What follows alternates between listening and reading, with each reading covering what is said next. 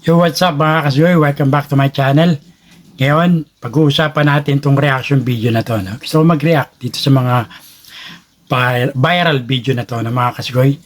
So, huwag natin patagalin. Samahan niyo ako. Let's do this. Let's go!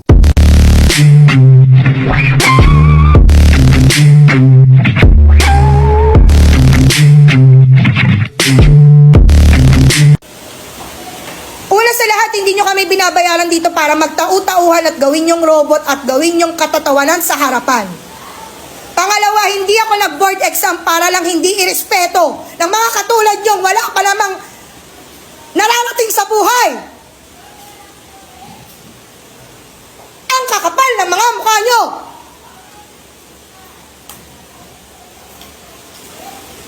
Di nyo nga kaya buhayin yung mga sarili nyo? Di kayo marunong rumispeto?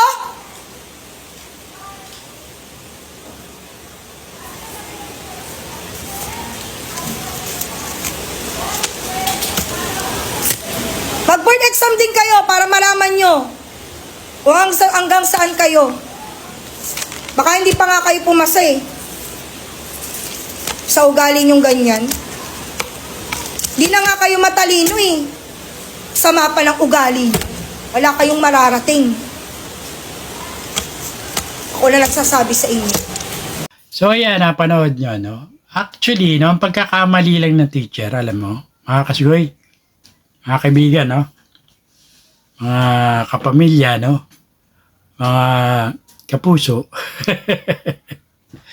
Pagkakamali lang ng teacher na to, ni-live niya yung video, no? Supposedly, yung pag-rant niyang ganon, pagdidis niya, no? Yung galit siya, normal lang yan sa teacher eh. Actually, ako, mas malala pa yung inabot ko dyan. Alam mo naman tayo ng estudyante, ng bata pa, medyo may kakakulitan tayo, kapilyuan, no? At naintindihan ko yung teacher, nag-trigger. Yun nga lang, pagkakamali niya, lahat na sinabi niya, nilive niya sa social media, which is very, very wrong. No? Siyempre, papapanood ng mga magulang yan. Magti-trigger din yung mga magulang. Especially, no? Hindi nalaman, hindi naman pinakita doon kung anong pinagsimulan ng galit ng teacher, no? Pero nagbabanggit ng mga medyo, alam mo, medyo below the belt, no? Para sa akin, totoo lang, no? Normal lang yan. Ako nga, yung inabot ko ng bata ako, talagang, dahil nga, makulit ako, madaldal habang nagtuturo, yun. Medyo nakatikim tayo ng salita at saka ng mga sermon. No? Napaya ka talaga. Yun, lahat sila, no? Yung mga estudyante, no? Medyo nag-trigger yung teacher, nagalit, may nasabi ng mga masakit. Siyempre, marami nag-react. Hindi lahat ng tao nag-agree or, sumang-ayon sa mga pinagsasabi niya. Dahil nga, syempre, kung ikaw magulang, poprotekta mo yung anak mo, no? Teka muna. Hindi naman kasi nakita dun sa video na ano yung kinagalit, no? Syempre, eto lang yun, kagagalit ng teacher habang nagtuturo. Ano ba yan? Daldal ka, makulit ka. No? Makukulit kayo. No? Naglalaro kayo sa loob ng klase niya, sa oras niya. Malamang at malamang, no? Magagalit yung teacher, which is karapatan ng teacher yon, no? No doubt. Ulitin ko po mga kasugoy, no, mga kaibigan, no? Pagkakamali lang ng teacher, nag-live.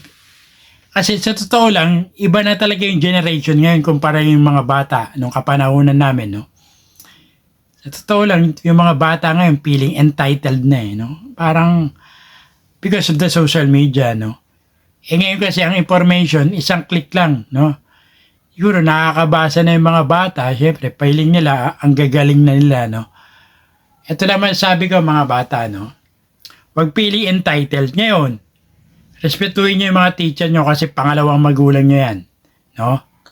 Sa totoo lang, yung mga teacher na yan, hindi naman magagalit ng ganyan kung walang dahilan. Lagi natin tatandaan yan, no? Meron kayong ginawa na nagalit yung teacher, no? Huwag feeling mataas ka o feeling big time ka, no?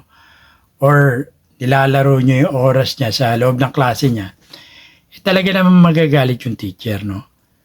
Ngayon, ang teacher, saludo po ako sa mga teacher, no? Pero, maling-mali lang po na i-live nyo yung pagsisermon nyo, which is wrong, very wrong yan. Hindi ako sumasang-ayon dun, no? Yun lang masasabi ko. So, kayo mga kasigoy, no? Comment down below. Ano ba reaction nyo dito, no? Gusto makita yung insight nyo, yung views, no?